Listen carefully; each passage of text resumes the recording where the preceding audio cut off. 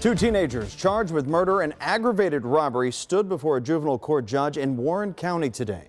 Sheriff's deputies say they plotted, along with three others, to kidnap and rob another individual, and the act ended with one teen in that group losing his life. We want to thank you for joining us. I'm Kristen Hartman. And I'm Craig McKee. 9 on your side. Josh Bazan has been following this case from the very beginning and is live outside the Warren County Juvenile Court right now with the very latest. Josh?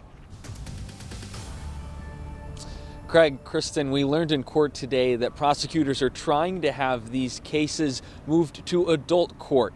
It was an emotional day this afternoon for the two underage teenage suspects who could be facing life in prison if these cases are transferred and they're tried as adults. 3 of the 4 people facing charges are underage, and their cases sit in juvenile court for now. That's for that reason we won't be using their names. In today's second hearing, the 16-year-old male suspect sat quietly before Judge Joseph Kirby while prosecutors argued his case should be moved out of juvenile court.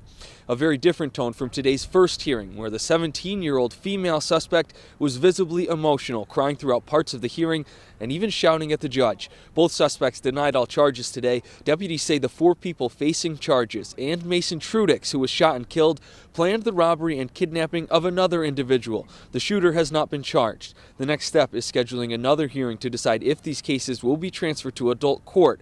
Both teens were at least 16 at the time of the alleged crime and are facing a Category 1 offense. This means if prosecutors can show probable cause the suspects actually committed these crimes, they will have to face these charges as adults. He's barely 16 years old.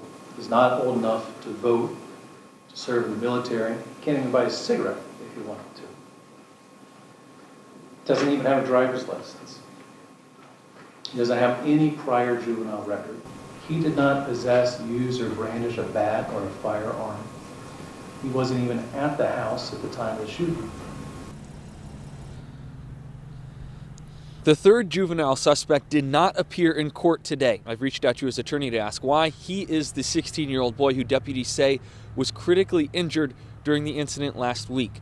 Prosecutors expect to have the next hearing scheduled for early January. The 2 suspects who appeared in court today will be held in juvenile detention until then.